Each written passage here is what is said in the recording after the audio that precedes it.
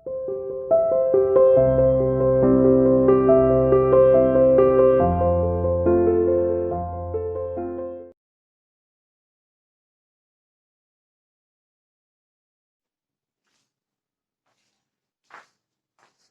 to CR International School online classes. Hello बच्चों, how are you?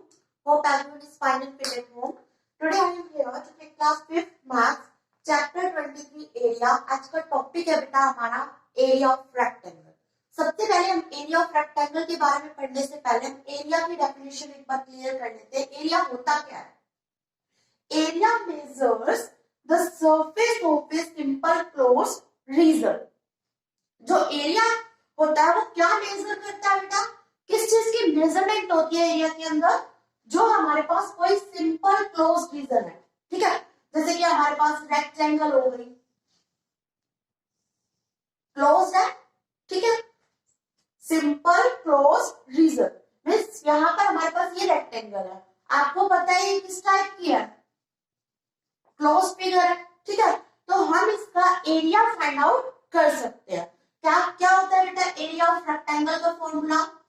Area of rectangle formula होता है length into breadth, ठीक है. तो इसी के बेस पे आज हम क्वेश्चन करने जा रहे हैं. एरिया ऑफ रेक्टेंगल क्या होता है बेटा? लेंथ इनटू ब्रेथ, जिसमें हम लेंथ को L से रिप्रेजेंट करेंगे और ब्रेथ को B से, ठीक है. एरिया के अंदर बेटा क्या होता है? जैसे ये हमारे पास रेक्टेंगल हो गई या स्क्वायर हो गई, कोई भी आपके पास एक क्लोज्ड फिगर है, उसके अंदर जितना भी ये पोर्शन है, कितना इसने कवर अप कर रखा है, उसका क्या निकल जाता है? एरिया निकल जाता है, ठीक है. तो देखिए इसके क्वेश्चन स्टार्ट करते हैं हम. देखिए बेटा क्वेश्चन नंबर फर्स्ट, आज का हमारा टॉपिक है एरिया ऑफ रेक्टेंगल, तो आज हम उसी के क्वेश्चन सॉल्व करेंगे. क्वेश्चन नंबर फर्स्ट है हमारे पास find the area of rectangles having dimension, जिसमें डायमेंशन दे रखी है हमारे पास, मतलब लेंथ दे रखी है और ब्रेथ दे रखी है, ठीक है. बेटा आपको पता है ये रेक्टेंगल शेप है, ये भी हमने लास्ट चैप्टर में पढ़ लिया था कि ये लेंथ होती है रेक्टेंगल की और ये क्या होती है?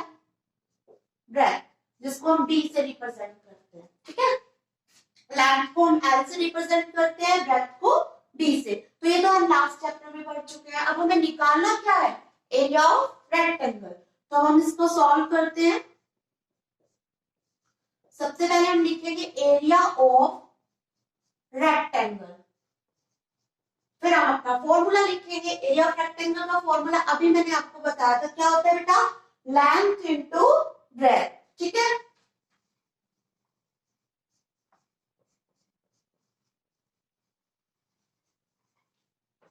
लेंथ इनटू ब्रेथ, या फिर आप ऐसे भी लिख सकते हो L इनटू B, ठीक है. लेंथ की वैल्यू कितनी है बेटा? 18 सेंटीमीटर, तो हम यहाँ पर लिख देंगे 18, ठीक है, सेंटीमीटर मल्टीप्लाई. यहाँ पर ब्रेथ की वैल्यू कितनी है बेटा? 12 सेंटीमीटर.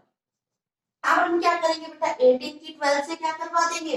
मल्टीप्लाई, ठीक है. तो यहाँ पर मल्टीप्लाई करवाते हैं. 2 8 जा 16, 16 का 6 इधर, 1 कैरी, 2 1 जा 2, उसमें कैरी ऐड करिए, कितना हो गया? 3, ठीक है. 1 8 जा 8 और 1 1 जा 1, ठीक है. 6 में यहाँ पर कुछ नहीं है, मतलब 0 है. 6 प्लस 0 6, ठीक है. 3 प्लस 8 कितना हो गया? 11. 11 को 1 इधर, 1 कैरी और 1 प्लस 1 2, कितना हो गया बेटा? 216 सेंटीमीटर स्क्वायर. बेटा याद रखना एरिया की यूनिट जो होगी यहाँ पर स्क्वायर होगी, ठीक है. मतलब हम कभी भी एरिया फाइंड आउट करते हैं तो हम क्या लगाते हैं? स्क्वायर लगाएंगे. जो भी आपका सेंटीमीटर मीटर होगा उसके ऊपर आपको यहाँ पर एक स्क्वायर की यूनिट देनी है. अगर एरिया है तो हम यहाँ पर क्या क्या लगाएंगे बेटा? यहाँ पर स्क्वायर जरूर लगाएं, ठीक है, वरना ये मिस्टेक होगी आपकी. अगर आपने ये स्क्वायर नहीं लगाया तो ये गलत है, ठीक है.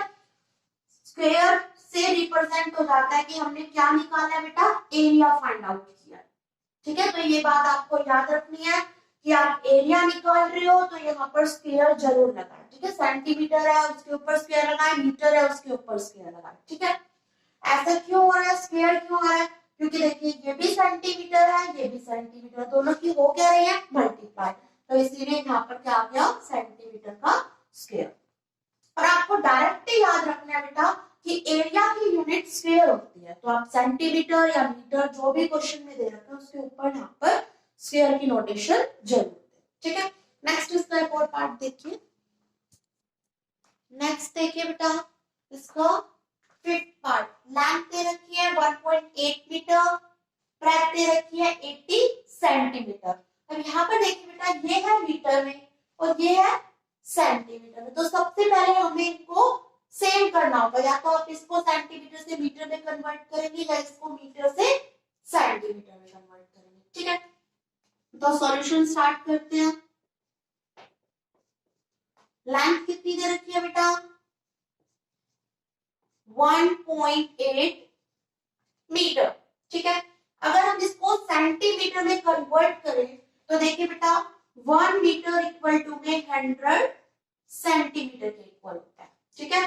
कहां से आया आपको ये याद होगा, देखिए kilometre, hectometre, decametre, metre, decimetre, centimetre, millimetre, ठीक है। हमने ये याद की थी ना टेबल एक बार, ओके। तो वहां से देखिए बेटा 1 मीटर इक्वल टू में 100 सेंटीमीटर के होता है। देखिए मीटर से सेंटीमीटर तक जाने में कितनी जंप लग रही है, 2 जंप लग रही है, मीन्स 100 से मल्टीप्लाई करवाएंगे ना, तो 1 की 100 से जब हमने मल्टीप्लाई करवाई तो कितना हो गया, 1 मीटर इक्वल टू में 100 सेंटीमीटर, ठीक है। अब यहाँ पर क्वेश्चन में हमारे पास क्या है बेटा, 1 मीटर तो है नहीं, यहाँ पर क्या है 1.8 मीटर, तो 1.8 मीटर इक्वल टू में, ठीक है, कितना हो जाएगा 1.8 मल्टीप्लाई 100 और पीछे क्या आएगा यहाँ पर सेंटीमीटर, ठीक है।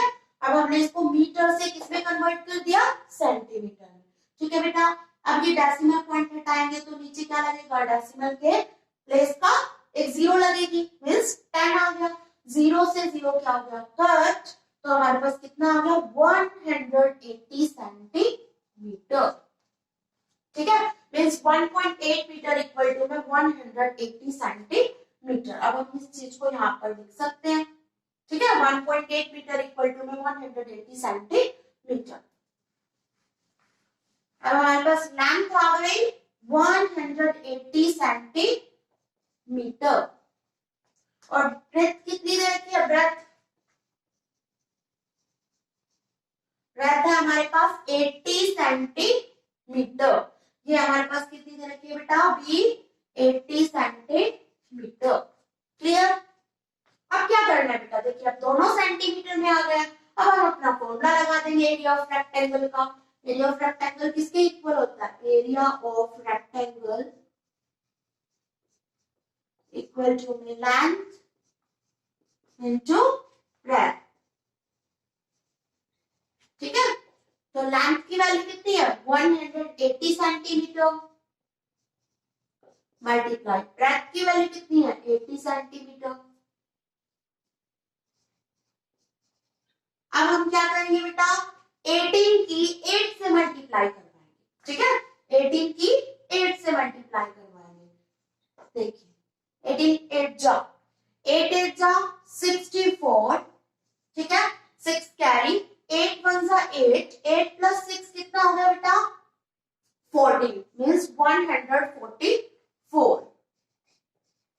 अब देखिए आप जीरो काउंट कर देंगे, जीरो और जीरो, कितनी जीरो है 2 जीरो, मीन्स यहाँ पर 2 जीरो लगा दिया, सेंटीमीटर स्क्वायर, ठीक है। अभी मैंने आपको बताया था एरिया के लिए यहाँ पर क्या लगाते हैं, जब एरिया निकालते हैं तो स्क्वायर, ठीक है। आपके पास मीटर हो क्वेश्चन में, सेंटीमीटर हो, उसके ऊपर हम स्क्वायर लगाएंगे, इसको स्क्वायर बोलते हैं बेटा, क्या बोलते हैं, ये जो हम सेंटीमीटर के ऊपर जो भी नोटेशन दे रहे हैं यहाँ पर वो क्या है स्क्वायर की है, ठीक है, इसको स्क्वायर बोलेंगे हम, जिसको हम यूं ही बोल देते हैं, पावर मत बोलना इसको, पावर 2 नहीं है ये, सेंटीमीटर स्क्वायर, ठीक है। एरिया के लिए यहाँ पर किसकी नोटेशन देते हैं बेटा स्क्वायर, ठीक है।